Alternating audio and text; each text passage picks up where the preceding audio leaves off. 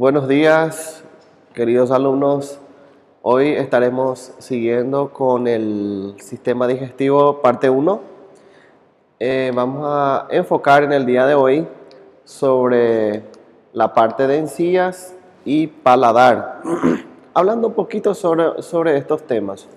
Dice que las encías, en la imagen histológica, están muy vascularizadas, por eso es ese color rosado que tenemos en la gengiva, las encías, es rosado, gracias a la vascularización que tiene esta parte de la boca. La lámina epitelial, en su epitelio, dice que tiene el tejido epitelial de revestimiento cornificado y regiones paracornificadas, o una mucosa masticatoria. La lámina propia dice que es gruesa de fibra de colágeno y no posee submucosas ni glándulas. Esa es la encía, llamado en portugués gengiva. El paladar vamos a ver que hay dos tipos. Uno, el paladar duro, y el otro, paladar blando. Paladar duro. Su epitelio es plano, estratificado, queratinizado, con papilas altas. Su mucosa tiene numerosas glándulas mucosas, principalmente en la parte posterior.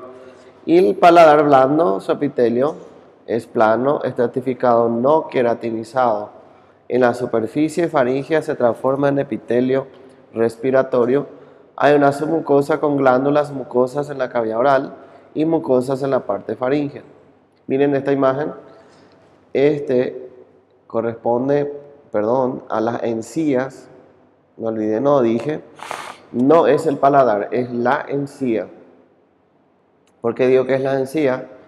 Porque tiene un epitelio cornificado y un paracornificado, con células de gránulo de queratohialina en su estrato. Esto es la imagen histológica de la encía, ¿ok? Solamente para diferenciar, si me preguntan, ¿a qué imagen corresponde esta lámina? Corresponde a las encías, a las gengivas. En el paladar duro no coloqué imagen, es solamente para saber su característica general histológica. Principal parte formada, continuando con el paladar, dice que tiene una musculatura de estriado esquelético, o sea que el músculo es voluntario, tanto en el paladar duro como en el paladar blando. ¿Cuáles son otras características del paladar blando?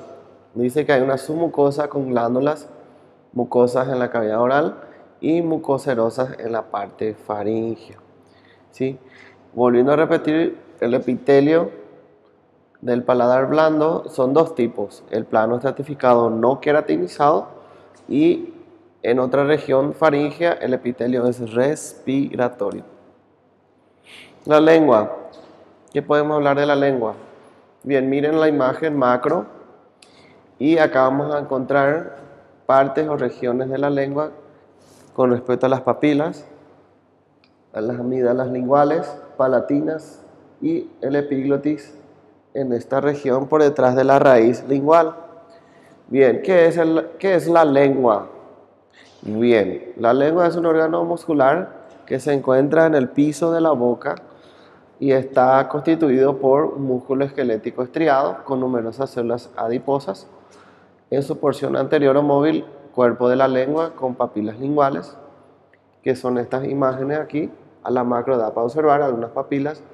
Las más grandes son las papilas caliciformes, que se encuentran a nivel de la raíz lingual en forma de V o acento circunflexo.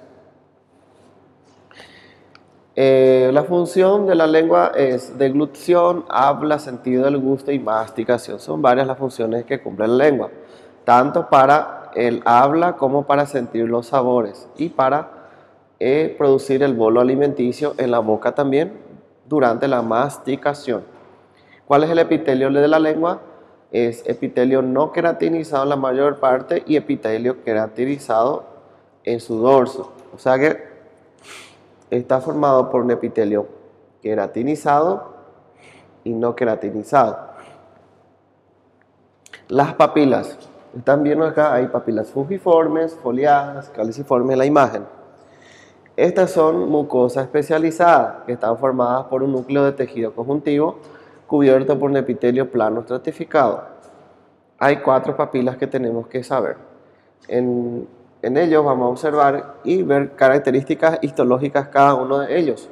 Por ejemplo, las filiformes, las fungiformes, las caliciformes y las foliadas.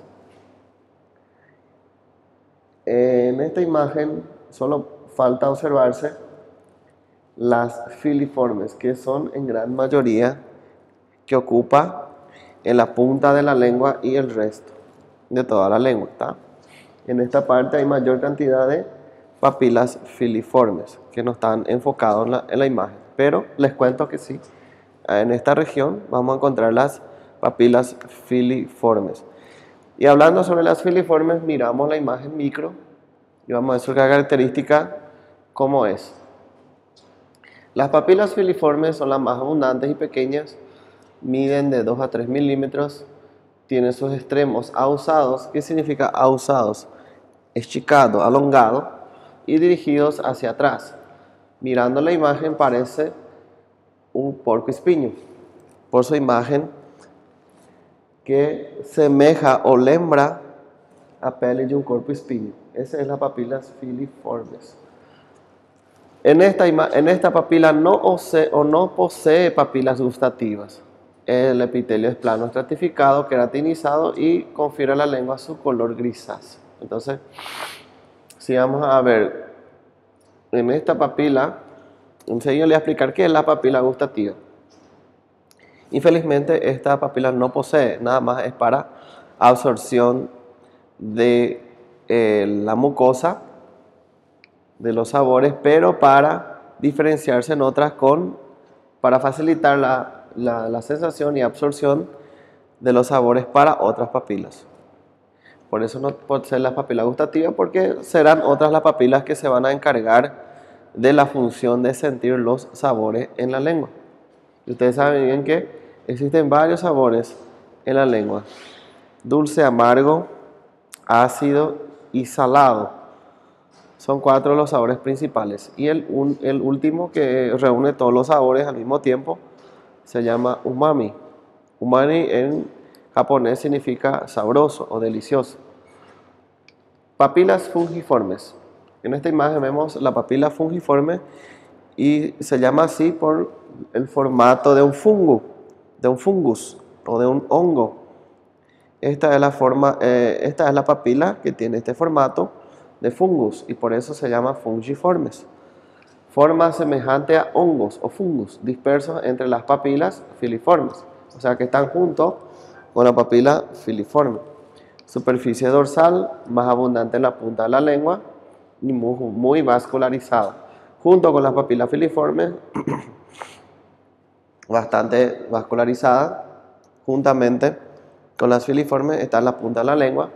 Su epitelio es fino, delgado, debido a una menor queratinización.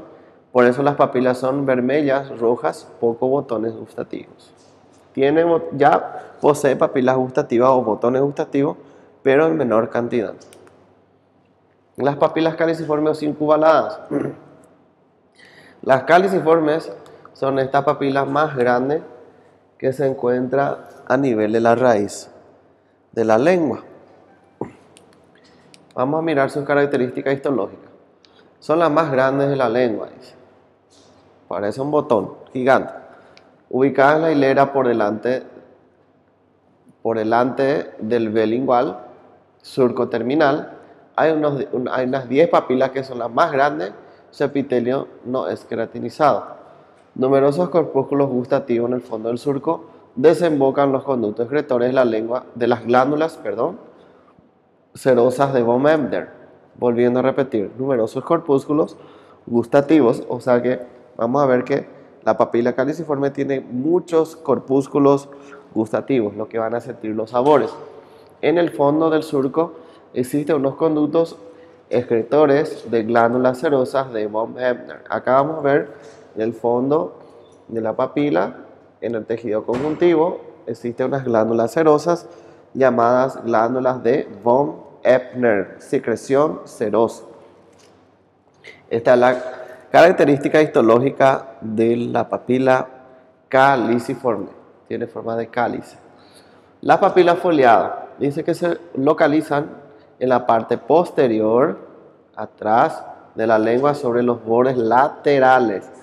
Sería la parte lateral de la lengua, cerca del surco donde también se encuentran las caliciformes, una a cada lado. O sea, sería la parte lateral de la lengua.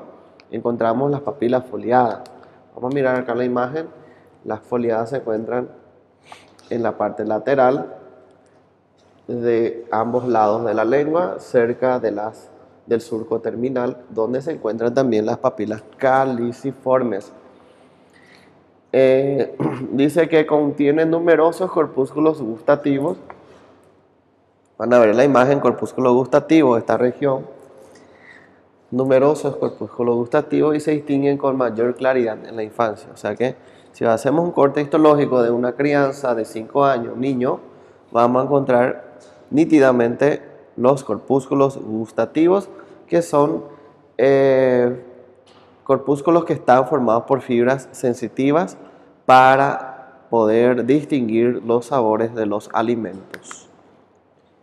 Bien, acá una imagen otra vez para nada más detallar la diferencia entre papilas filiforme, que son las más numerosas, pero no contienen corpúsculo gustativo. Su epitelio es plano, estratificado, queratinizado. Y en otra parte, la imagen de la papila caliciforme, que es más grande, epitelio plano, estratificado, con bastante corpúsculo, botones gustativos, y contiene estas glándulas llamadas glándulas de von Ebner, que sirve para secretar el líquido seroso, su glándula secretora de líquido seroso o serosa, también llamado. Hablando sobre los corpúsculos gustativos. En el corpúsculo gustativo dice que se encuentran en todas las papilas. Entonces, como estábamos hablando hace rato, los corpúsculos gustativos vemos en 3 tipos de papilas: caliciformes, foliadas y fungiformes. Donde no se encuentran o donde no hay no tem corpúsculos gustativos, en las filiformes, porque son muy menores y tienen otras funciones.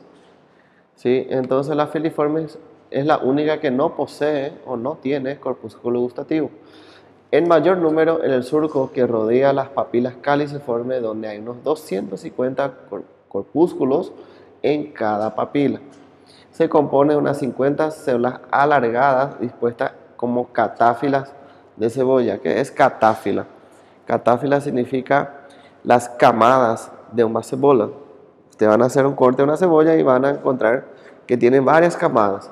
Eso en español es llamado de catáfilas. Como si fueran camadas tras camadas de una cebolla. Es lo que se aprecia en esta imagen, el corpúsculo gustativo. En el orificio pequeño, la superficie epitelial, a la altura del vértice del corpúsculo, recibe el nombre de poro gustativo. Ustedes van a ver acá que cada corpúsculo tiene otra vez un poro. Ese es el poro gustativo, donde va a recibir prácticamente la saliva, y a partir de la saliva será distinguido los sabores por los corpúsculos que contienen fibras nerviosas sensitivas. Entonces, para cada corpúsculo existe un poro gustativo para absorber la saliva que contienen los sabores de los alimentos. Y acá vemos la imagen del corpúsculo gustativo pareciendo mismo a una cebolla, parece mismo una cebolla. Dice que los corpúsculos gustativos contienen estas células, las células neuroepiteliales o sensoriales, es lo que va a recibir la sensación de los sabores. Son las más numerosas del receptor del gusto. En la zona luminal, acá arriba, el poro, también vamos a encontrar que contiene microvellosidades Acá van a formarse sinapsis con las neuronas sensitivas de los nervios faciales, glosofaríngeo, vago. Recambian en 10 días. O sea que ya van a sufrir mitosis a cada 10 días. O una renovación de la parte de las microvellosidades a cada 10 días.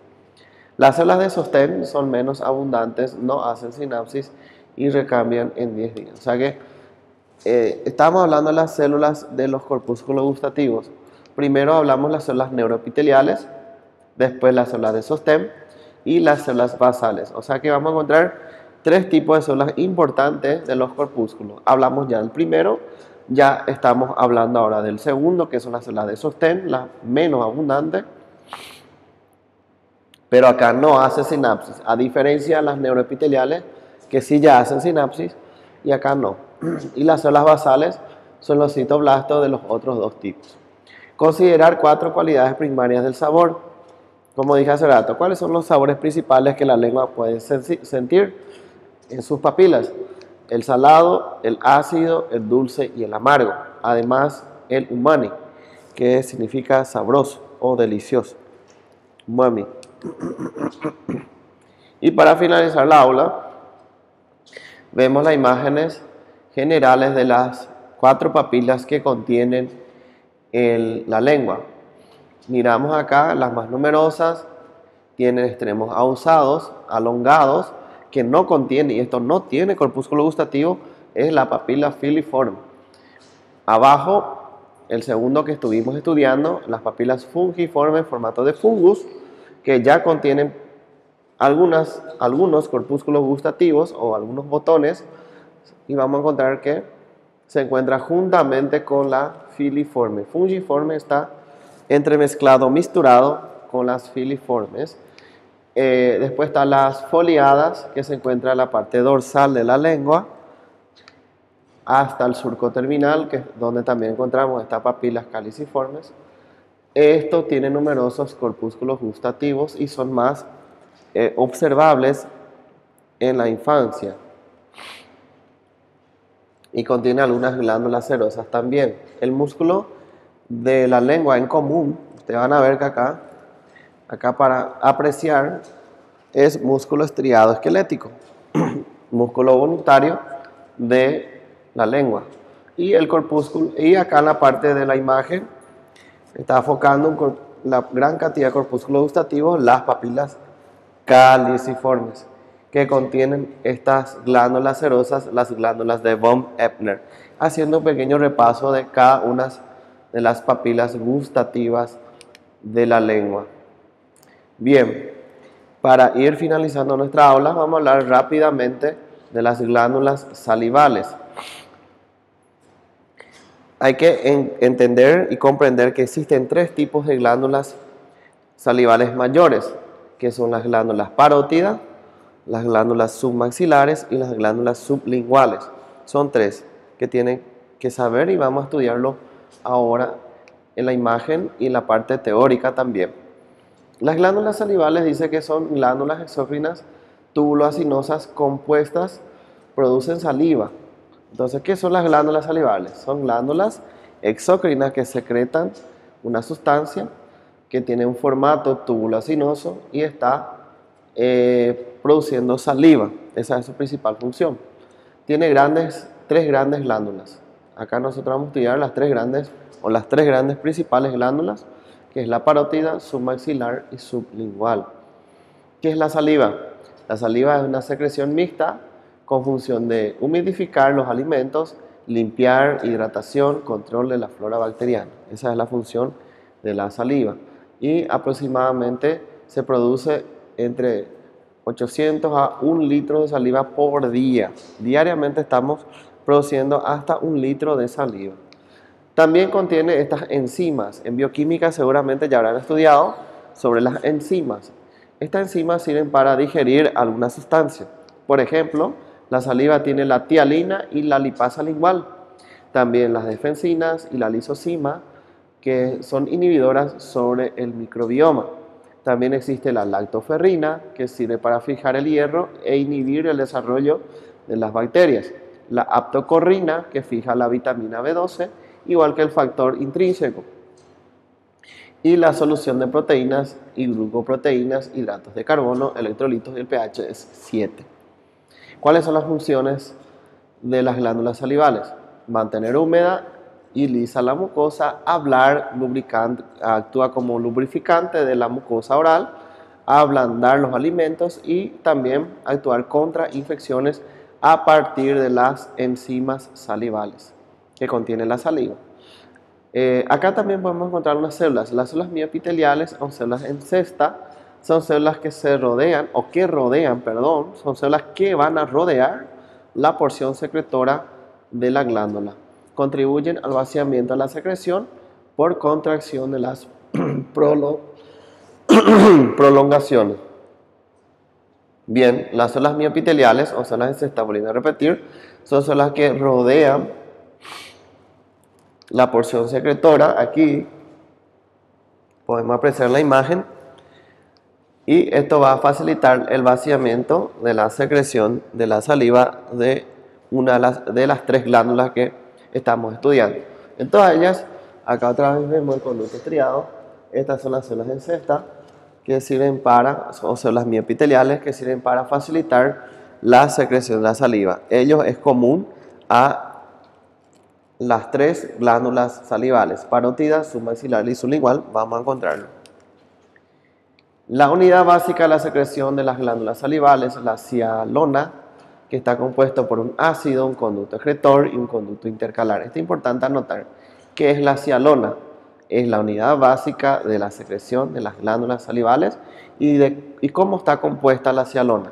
Por un ácido, por una célula acinar, un conducto excretor y un conducto intercalar. Esa es la cialona. La imagen, usted está viendo la imagen de la cialona en la parótida, que contiene grandes cantidades de ácidos, submandibular y en la otra parte la sublingual. Que ya tienen mezclados otras glándulas mixtas. ¿Por qué tiene dos colores? Porque están formados por dos tipos de glándulas en un mismo lugar, en una misma región. La parte de los ácidos, vamos a encontrar la parte acinar y una glándula serosa de la semiluna de von Ebner y los ácidos mucosos, ¿sí? ¿Por qué parece una bola Gidoiscoris? Porque el rojo representa las glándulas serosas y el amarelo representa las glándulas, los ácidos mucosos, mejor dicho. Es una glándula mixta, entonces cuando hay gran cantidad de serosa se le llama de seromucosa.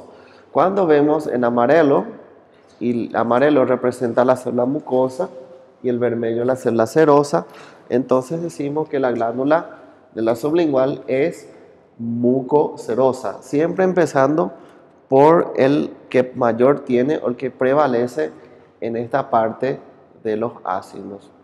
Y acá es todo vermelho porque solamente tiene o solamente se concentra las glándulas serosas. Tiene secreción netamente serosa la glándula parótida.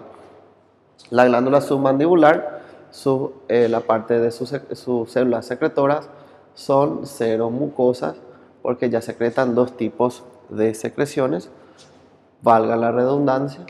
Y acá también vemos que son dos colores o dos tipos de glándulas que están secretando la mucoserosa. ¿Por qué mucoserosa? Porque tiene mayor cantidad de mucosa y un poco de serosa. Aquí es seromucosa y acá es mucoserosa. Entonces decimos que son glándulas mixtas y acá es netamente serosa.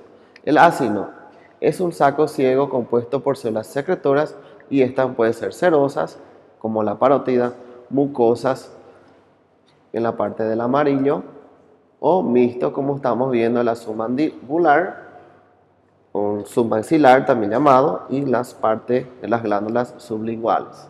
¿Okay? La parótida. La parótida son las mayores, son estas glándulas que muchas veces se inflaman durante la infancia y lo llamamos de cachumba. Famosa cachumba o parotiditis es lo que Durante la infancia podemos apreciar el crecimiento, pareciendo que la buchella aumentó de tamaño, y eso es lo que nosotros vemos a la parte lateral de la región del maxilar superior e inferior, conjuntamente la abarca en esas dos partes. Sería la glándula parótida. En esta imagen podemos observar pértula del pabellón auricular, y su secreción tiene bastantes células serosas y muchos adipocitos. Y acá dice, las parótidas son completamente serosas, porque tienen gran cantidad de células serosas. Es por eso que acá en la imagen vemos que la glándula parótida netamente contiene ácidos serosos y su secreción es netamente serosa. La cápsula de tejido conjuntivo es más engrosada, que emite tabiques, que son tabiques, divisiones por tejido de fibras de colágeno, y se divide en dos finos lóbulos. ¿Cuál es el principal conducto excretor de la glándula parótida? Esto se llama conducto excretor de Stense o Stenon, o también llamado parotidio. Tiene tres nombres: Stense, Stenon o parotidio. Vamos a llamarlo de Stenon, que es más fácil.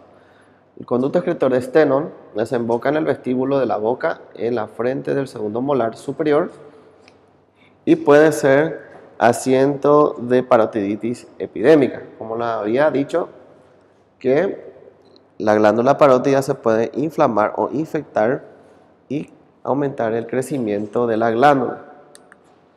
Bien, en la parte de la imagen vemos a la microscopía, la imagen micro, la imagen de la glándula parótida con divisiones, esto del tabique de tejido conjuntivo, colagenoso y algunas otras divisiones que van a formar lóbulos. Estos lóbulos a su vez forman lobulillos, que son pequeños conjuntos de células internas con sus glándulas secretoras y excretoras conjuntamente. Van a formar todo esto la estructura histológica de la glándula parótida. Acá vemos que en otra imagen esta parte blanca, esta bolilla blanca que ustedes están viendo, la bola blanca, esto sería el tejido adiposo. El conjunto de adipocitos lo llamamos de tejido adiposo, o sea que tienen pequeñas células gordurosas, los tejidos adiposos, o llamados también adipocitos individualmente. El resto ustedes ya saben: conducto excretor, las células serosas que van a secretar líquido seroso. Bien, la segunda glándula que estamos estudiando es la glándula submaxilar o submandibular, de formato tubulacinoso, y sus células son mixtas, que van a producir la secreción seromucosa. Recordando, según la Cialona, que la submandibular o submaxilar es seromucoso por la gran cantidad de células serosas y por otra parte misturado con algunas células mucosas que contienen esta glándula. Por eso en la submandibular o submaxilar sus células son mixtas y llamamos de seromucosas. Tiene una cápsula y un estroma de tejido conjuntivo bien desarrollado. Miren, acá está en la parte del tejido conjuntivo, está bien desarrollado, y la cápsula, que sería que lo envuelve a toda la glándula. El conducto excretor en esta parte se llama de Wharton. Acá en la parótida le llamamos de Stenon, es su conducto excretor, y acá el conducto excretor de la glándula submaxilar o submandibular lo llamamos de Wharton. Anoten esa palabra. Se abre en el extremo de la carúncula sublingual, sería acá abajo, debajo de la lengua, del piso de la cavidad bucal, cerca del frenillo de la lengua. Ustedes solamente levantan la lengua, tocan con el dedo y van a sentir la glándula submaxilar o submandibular en esa región. Y esta es la estructura que contienen células. Está también dividido por lóbulos y a su vez por lobulillos, con células serosas y mucosas. Por lo tanto, su secreción es seromucosa por la gran cantidad de células serosas que contienen esta glándula. ¿Ok?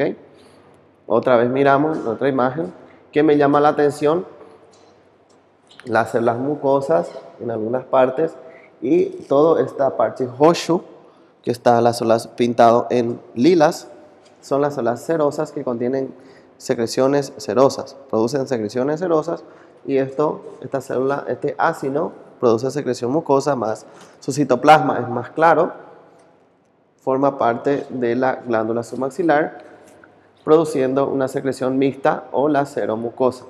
Acá ustedes se dan cuenta que no se observan los adipocitos, a diferencia de la parótida que contenía gran cantidad de adipocitos formando un tejido adiposo. Acá ya no observamos eso.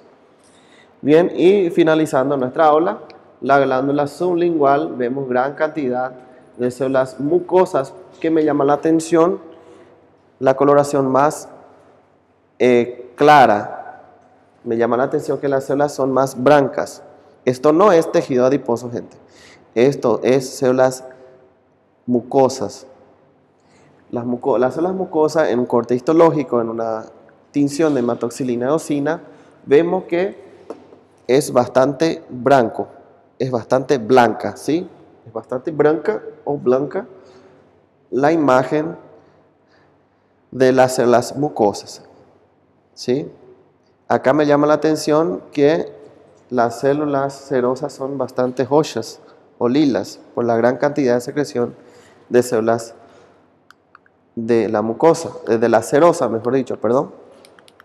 Y en la parótida también se dieron cuenta que todas las células que nosotros estábamos mirando también tienen esta coloración lilas o rojo por la gran cantidad de células serosas. Cuando es rojo o lilas se refiere a las células serosas. Cuando es la célula un poco más blanca, eso corresponde a las células mucosas, ¿ok?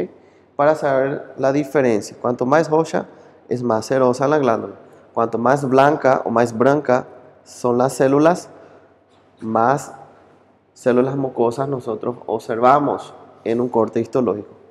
Bien, acá la célula en la glándula sublingual, esta glándula es la más pequeña que tenemos, su característica es tubuloacinosa y tubular.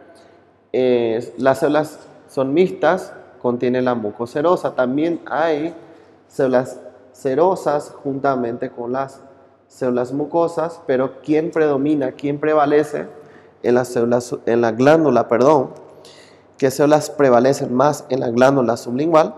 Prevalecen más las células mucosas en esta glándula. Es por eso lo que vemos todo blanco en la imagen. Estos serían los ácidos, como ahí apunta la imagen, ácidos mucosos. Y vamos a ver que alrededor de cada ácido mucoso encontramos las semilunas de von Ebner que contienen secreción serosa. Esta dice la semiluna de von Ebner que rodea a un ácido mucoso y su secreción es serosa.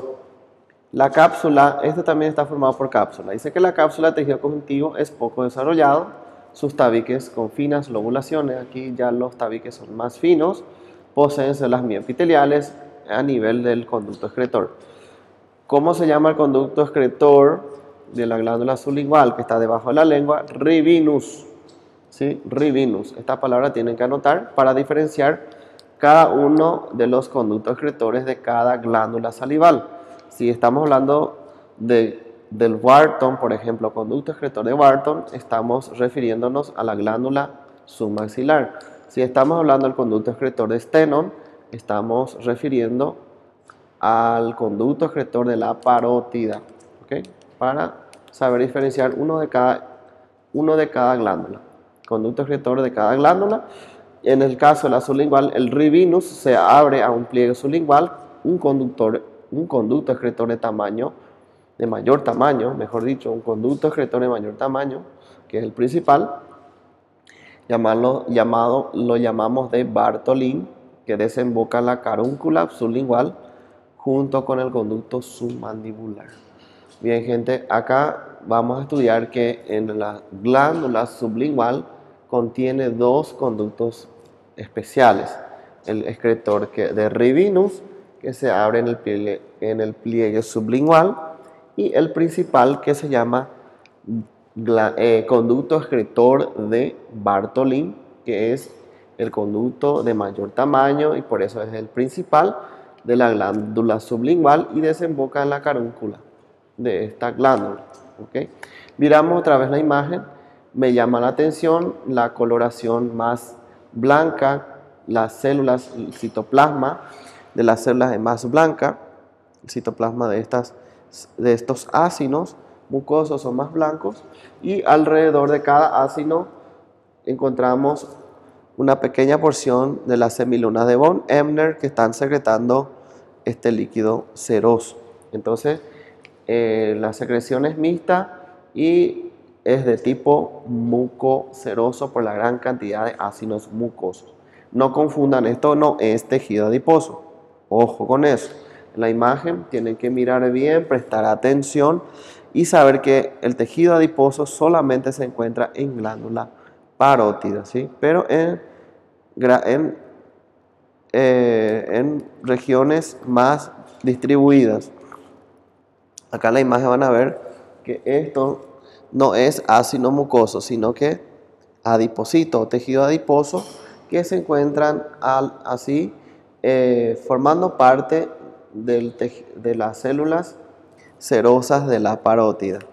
Es diferente el tejido adiposo comparando con la imagen de los ácidos mucosos. Tiene otras características. Y me llama la atención que alrededor es Hoshu, que corresponde a las semilunas de von Ebner. Si yo voy a mirar en esta imagen, yo no veo eso. Es puro, netamente adiposito o tejido adiposo. ¿Okay? En la parte de los ácidos mucosos de la sublingual ya encuentro la semiluna de von Ebner en la imagen que van a secretar la secreción serosa y el resto, acá encontramos un conducto que está formado por un epitelio, son las mioepiteliales, cúbico simple, por ejemplo, el conducto excretor llamamos de Rivinus o si es el principal de Bartholin. Esto es correspondiendo a las glándulas salivales. Otra vez en la imagen vemos un cuadro comparativo de cada una de las glándulas salivales mayores, claro, y vemos la diferencia de cada una de ellas. La parótida de la glándula submandibular o submaxilar y la sublingual que está formando parte de las principales glándulas salivales. ¿Ok? Por hoy ha sido toda nuestra aula. Muchas gracias.